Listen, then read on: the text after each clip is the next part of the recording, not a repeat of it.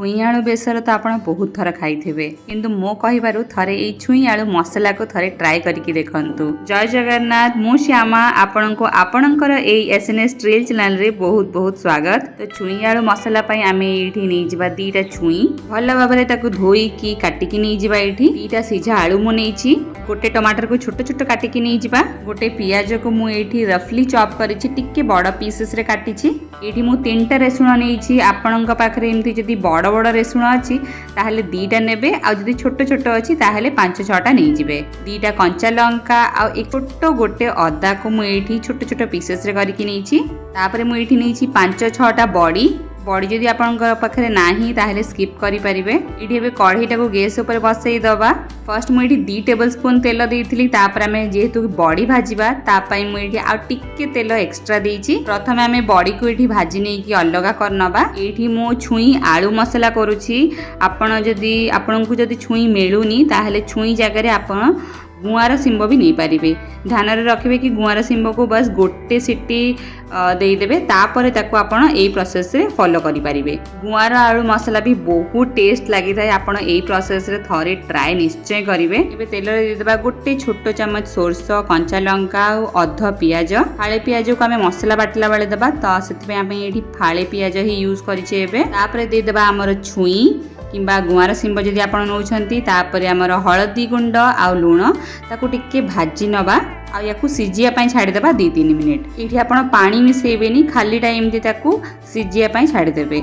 एबे हमें गोटे मसला रेडी करनबा, जोथि पई मु फाळे पियाज नेछि, रसुण, कंचा लंका, अदा, टमाटर, गोटे चम्मच धनिया गुंड आ गोटे चम्मच जीरा गुंड मु नेछि। एई जो जीरा गुंडटा ना एटा रोस्टेड जीरा गुंड, जोटा आमे गुपचुप किंबा चाट रे दोना सेई जीरा गुंड। जदि आपण एई भजा जीरा गुंड दोउछंती तार टेस्ट बहुत बढ़ी जाई थाए।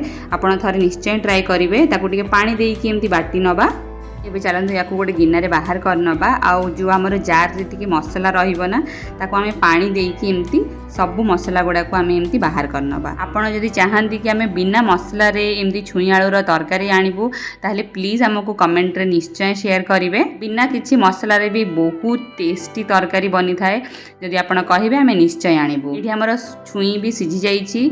सेठी हमें जो आलू गुडा को सिझेइथिले ना ताकू एमती छोट छोट पीसेस रे कट करिकी नै जिबा। आपण जदि चाहिबे एठी बाईगण भी मिसेई परिबे, बट मु एठी आज खाली छुई आ आलू रे एटा करूछि। जदि आपनको बेसर बटा भल लागेनी ना ताहले आपण एई रेसिपी को निश्चय करिकी थरे ट्राई करिवे। मु बेट करूछि आपनको एई रेसिपी बहुत ही टेस्टी लागिबो। एटा बहुत सहज आ आराम से हमर घरे जो मसला न थाए ना सेथिरे आमे याको बनै परिबा। एठी छुई आ आलू रो क्वांटिटी के आपण निज हिसाब रे कम बेसी करि परिबे। आलू को छुई सहित टिके 1-2 मिनिट पई भाजी नबा। आ एठी हमर मसला को मिसेई नबा। मु एठी अध चम्मच लंका गुंड देइछि, आपण चाहिले मिसेई परिबे किंबा स्किप भी करि परिबे। याको भल भाबरे टिके मसला को घांटी नबा। आ याको ढांकी की छाडी देबा 5-7 मिनिट। 5-7 मिनिट परे आपण देखिबे मसला रु तेल छाडी जाइथिबो। आ आपणकर छुई आलू मसला पूरा पूरी रेडी। एठी हमें जो बड़ी भाजी की रखिले ना ताकू आपण मिसेई देबे।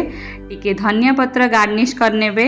आ याकू रोटी भात का सहित भी सर्व करंतु, बहुत ही टेस्टी लागि थाए। देखंतु केते टेस्टी छुई आलू मसला हमर बनी की रेडी ही जाईछि। आपण जदि याकू भात सहित खाउचंती तो याकू टिके आपण झोलिया करि परिबे। टिके पानी देइकी आ याकू फुटेई नेबे। जय जगन्नाथ, मु आसीबी एमिति ही आ गोटे इंटरेस्टिंग नुआ रेसिपी को नेकी। से जाय आपण हमर एई चैनल रे बहुत सारा एमिति आपणक पई रेसिपीज अछि। प्लीज ताकू चेकआउट करिवे। Do like share and subscribe. Bye bye.